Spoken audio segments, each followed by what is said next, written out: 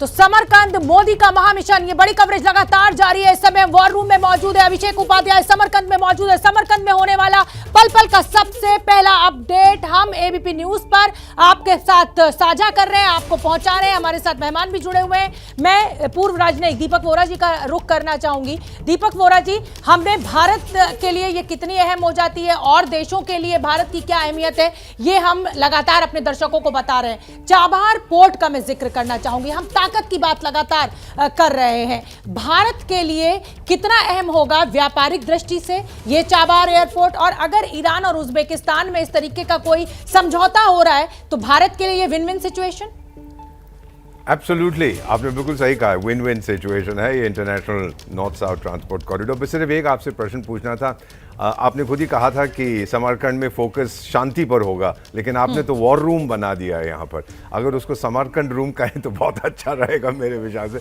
War की बात नहीं करें वहाँ। मैं दीपक जी आऊंगी, आपसे जवाब लूंगी, लेकिन इसका जवाब प्रणय देना चाहते हैं। प्रणय मुस्कुरा रहे हैं क्योंकि, बताइए प्रणय, हम क्यों वॉर रूम में हैं? देखिए सर, इस समय स्वाभाविक रूप से ये सारी चीजें रणनीति की बिसात का खाका तय कर रही हैं, और इसीलिए रणनीति जो है उसके अंदर चीजें वॉर के लिहाज से भी तैयार हो रही हैं, क्योंकि ये वॉर के बीच में मुलाकात हो रही है। ऐसे मुलाकात हो रही है जब रूस और यूक्रेन के बीच में लड़ाई चल रही है और महीनों से इस लड़ाई का समाधान नहीं निकल पा रहा है। एक मोर्चा बनाने की जो कोशिश है वो भी हो रही है। इसीलिए हमने सोचा कि इसे वॉर रूम की तरह से ही देखा जाना चाहिए, और हम 72 घंटे से लगातार हर अपडेट पहुंचा रहे हैं, क्योंकि ये बैठक बहुत सारी चीजें तय करने वाली है। मुझे लगता है आप सहमत होंगे शायद इस चीज से।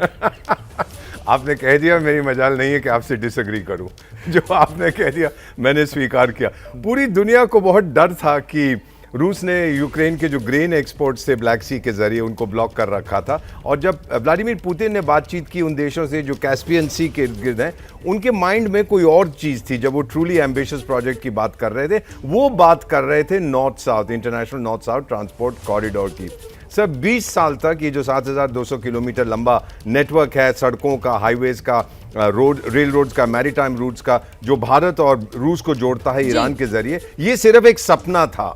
लेकिन अब भारत के कारण, I repeat, because of India, अब ये जो ओल्ड वाइन है ये नई बॉटल्स में आ रही है, इसको अनकॉर्क किया जा रहा है। इसकी बहुत अहमियत है। ईरान भेज चुका। दीपक वोरा जी, मैं आपके पास आऊंगी। मेरे सहयोगी अभिषेक उपाध्याय इस समय समरकंद में मौजूद है, और पल पल का सबसे पहला अपडेट प्रणय हमें अभिषेक के जरिए से मिल रहा है, हमारे दर्शकों को मिल रहा है। अभिषेक, इस समय का ताजा अपडेट क्या है?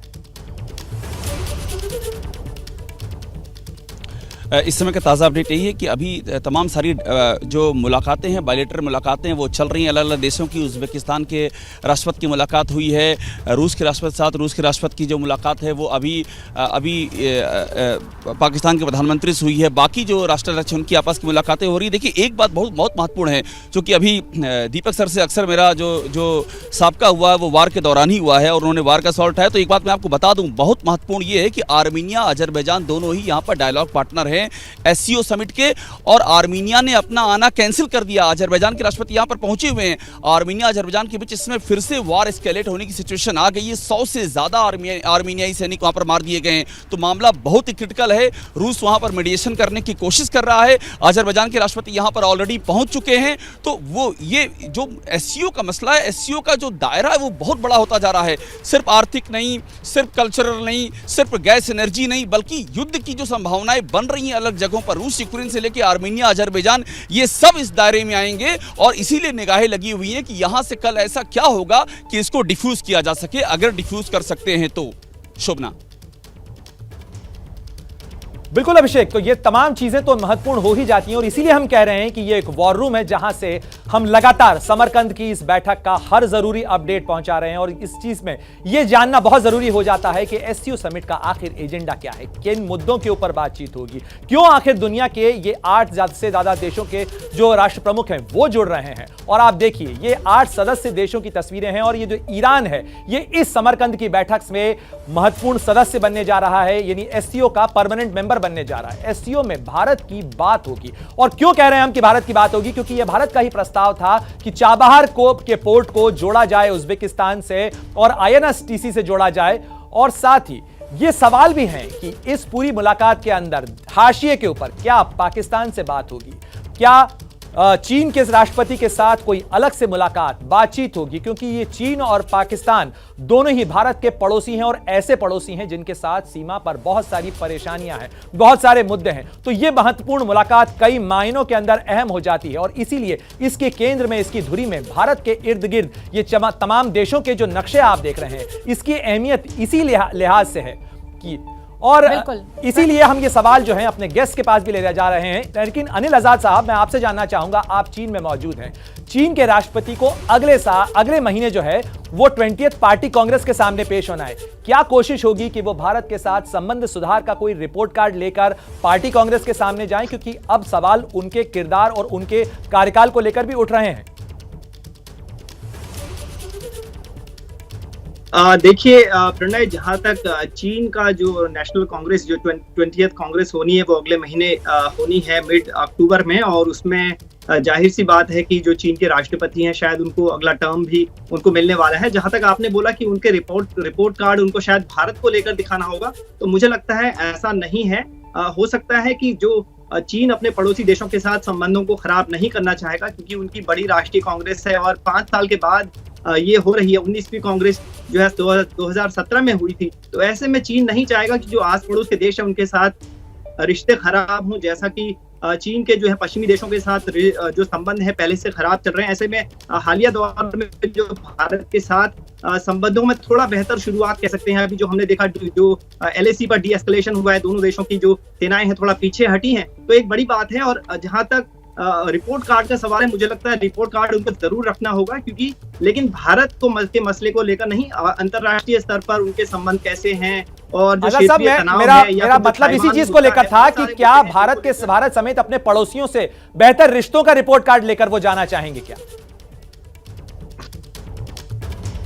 जी प्रणय, बिल्कुल ये कोई भी देश नहीं चाहेगा, और खास तौर पर उनकी बहुत महत्वपूर्ण मीटिंग होने वाली है जिसमें वो खुद को एक मजबूत नेता के तौर पर दिखाना चाह रहे हैं। और जैसा कि यहाँ पर चीन की मीडिया में बार बार उनको एक हीरो के तौर पर पेश किया जा रहा है, जैसे कि भारतीय मीडिया में अक्सर नरेंद्र मोदी को बताया जाता है, तो यहाँ पर वो नहीं चाहेंगे कि कोई गलत मैसेज जाए। और हमने देखा कि अभी कुछ महीने पहले जो ब्रिक्स समिट हुई थी उसमें उन्होंने पूरी कोशिश की थी कि भारत की उसमें महत्वपूर्ण भागीदारी हो, और यहाँ तक कि चीन के विदेश मंत्री भारत के दौरे पर गए थे और वहां से नेपाल भी पहुंचे थे। तो वो नहीं चाहते हैं कि भारत के साथ संबंध खराब हो। हालांकि कुछ जो राजनीतिक कारण है या फिर सीमा विवाद है वो अक्सर दोनों देशों के बीच बार बार आ जाता है, तो शायद उसको लेकर कहीं न कहीं दोनों देशों के बीच कुछ न कुछ मुद्दों पर मतभेद है। रिपोर्ट कार्ड लेकर जाना तो चाहेंगे चीन के राष्ट्रपति, लेकिन उनको दुनिया कैसे रेट करेगी, ये भी एक बड़ा सवाल है। और इस समय एक बड़ी खबर आ रही है, बड़ी खबर आपको हम बताना चाहते हैं। बड़ी खबर समरकंद से इस समय की तुर्की के राष्ट्रपति समरकंद पहुंच गए। एक के बाद एक राष्ट्राध्यक्षों का, प्रधानमंत्रियों के पहुंचने का सिलसिला समरकंद में जारी है और तुर्की के राष्ट्रपति अब समरकंद पहुंच चुके हैं। ये बड़ी खबर इस समय की आ रही है। मेरे सहयोगी अभिषेक उपाध्याय समरकंद से हमारे साथ जुड़ रहे हैं। अभिषेक, तुर्की के राष्ट्रपति भी पहुंच चुके हैं वहां पर।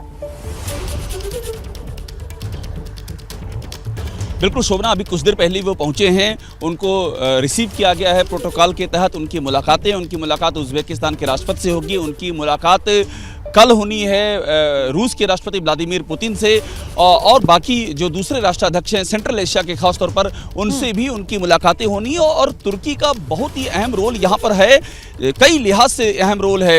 ये जो आर्मीनिया अजरबैजान की लड़ाई चल रही है इसमें भी तुर्की का अहम रोल है। इसके पहले अजरबैजान के साथ में कंधे से कंधे मिलाकर के तुर्की खड़ा हुआ था। यहाँ पर देखिए आपस में मुलाकात होगी अजरबैजान के राष्ट्रपति की भी और तुर्की के राष्ट्रपति की भी, और ये दोनों ही आर्मीनिया के खिलाफ लड़ाई में 2020 में कंधे से कंधा मिलाकर खड़े हो चुके हैं। तो कितने सारे यहाँ पर परमुटेशन बन रहे हैं, कितने सारे कॉम्बिनेशन बन रहे हैं, और इन सबका असर, इन सबका रिफ्लेक्शन इस SCO समिट में साफ दिखाई पड़ेगा। बिल्कुल अभिषेक, आप बने रहिए। तो पल पल का सबसे पहला अपडेट हम समरकंद से अभिषेक उपाध्याय के जरिए आप तक पहुंचा रहे हैं, और इस समय हम वॉर रूम में मौजूद है। SCO बैठक पर हमारी नजर बनी हुई है। जैसे ही घड़ी का काटा दोपहर 2:30 पे आए, बबीता जी का दिल सास बहू साजिश के लिए मचल जाए। और ये है इनकी बहू, पूरे दिन ऑफिस की टेंशन हो जाए गॉन जब ये करें अपना फेवरेट शो फ्री टाइम पे ऑन। इनकी तरह आप भी देखिए अपना फेवरेट शो अपने टाइम पर, और डाउनलोड कीजिए ABP लाइव ऐप अपने स्मार्ट टीवी पर।